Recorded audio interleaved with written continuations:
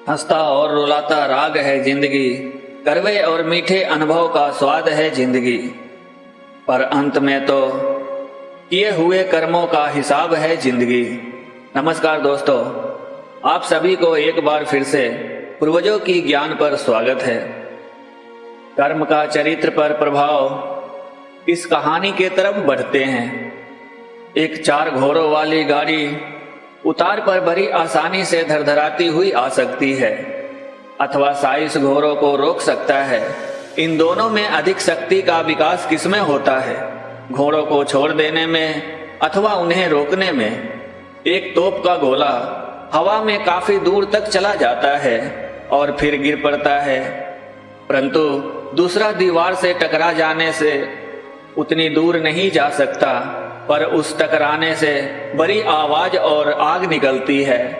इसी प्रकार मन की सारी बहिर्मुखी गति किसी स्वार्थपूर्ण उद्देश्य की ओर दौड़ती रहने से छिन्न भिन्न होकर बिखर जाती है। वह फिर तुम्हारे पास लौटकर तुम्हारे शक्ति में सहायक नहीं होती, परंतु यदि उसका संयम किया जाए तो उससे शक्ति की वृद्धि होती है। इस आत्म संयम से एक महान इच्छा शक्ति का प्रादुर्भाव होता है। वह एक ऐसे चरित्र का निर्माण करता है जो जगत को अपने इशारे पर चला सकता है। अज्ञानियों को इस रहस्य का पता नहीं रहता, परंतु फिर भी वे मनुष्य जाति पर शासन करने की इच्छुक रहते हैं। एक अज्ञानी पुरुष भी यदि धीरज रखे तो समस्त संसार पर शासन कर सकता है। यदि वह कुछ वर्ष तक धीरज रखे तथा अपने इस अज्ञान सुलभ जगत शासन के भाव को संयम कर ले तो इस भाव के समूल नष्ट होते ही वह संसार पर शासन कर सकेगा। परंतु जिस प्रकार स्वयं पशु अपने से 2-4 कदम आगे कुछ नहीं देख सकते, इसी प्रकार हम में से अधिकांश लोग भविष्य के बारे में नितांत अदूरदर्शी होते हैं। हमारा संसार मानो एक क्षुद्र वर्तुल सा होता है, हम बस उसी में अवध रहते हैं। हम में दूरदर्शिता के लिए धैर्य नहीं रहता और इसलिए हम दुष्ट और नीच हो जाते हैं। यह हमारी कमजोरी है, शक्तिहीनता है।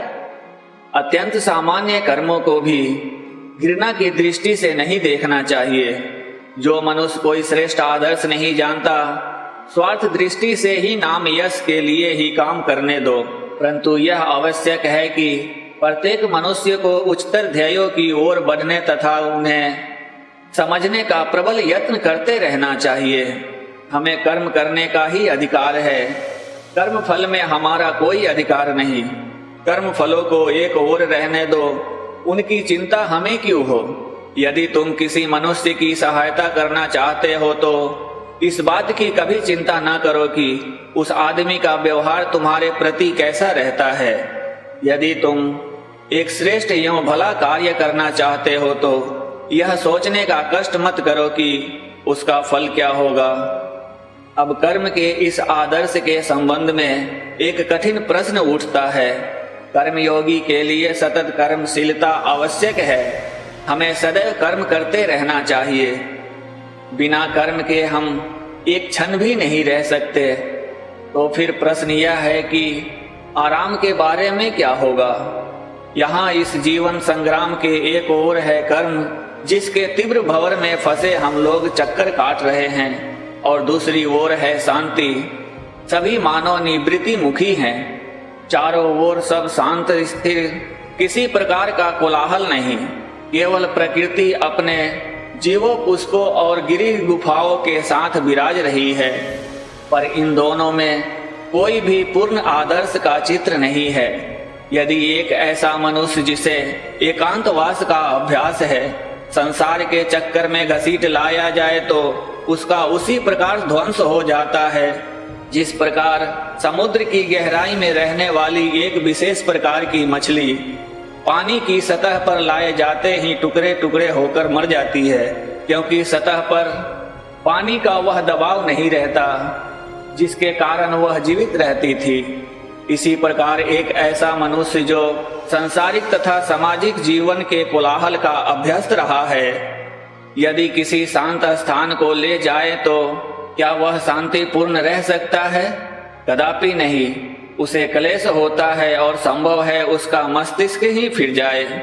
आदर्श पुरुष तो वे हैं जो परम शांत एवं निस्तबद्धता के बीच भी, तीव्र कर्म का तथा प्रबल कर्मशीलता के बीच भी मरुस्थल के शांति एवं निस्तबद्धता का अनुभव करते हैं। उन्होंने स्वयं का रहस्य जान लिया है, अपने ऊपर विजय प्राप्त कर चुके हैं। किसी बड़े शहर की भरी हुई सड़कों के बीच से जाने पर भी उनका मन उसी प्रकार शांत रहता है मानो वे किसी निशब्द गुफा में हो। और फिर भी उनका मन सारे समय कर्म के तीव्र में लगा रहता है। यही कर्म योग का आदर्श है। और यदि तुमने यह प्राप्त कर लिया है तो तुम्हें वास्तव में कर्म का रहस्य ज्ञात हो गया। परंतु हमें शुरू से आरंभ करना पड़ेगा। जो कार्य हमारे सामने आते जाए उन्हें हाथ में लेते जाएं और सनय सनय हम अपने को दिन प्रतिदिन निस्वार्थ बनाने का प्रयत्न करें। हमें कर्म करते रहना चाहिए तथा यह पता लगाना चाहिए कि उस कार्य के पीछे हमारा हेतु क्या है। ऐसा होने पर हम देख पाएंगे आरंभ अवस्था प्रायः हमारे सभी कार्यों का हेतु स्वार्थपूर्ण रहता है, किंतु धीरे धीरे यह स्वार्थपरायण अध्यवसाय से नष्ट हो जाएगी। अंत में वह समय आ जाएगा जब हम वास्तव में स्वार्थ से रहित होकर कार्य करने के योग्य हो जाएंगे।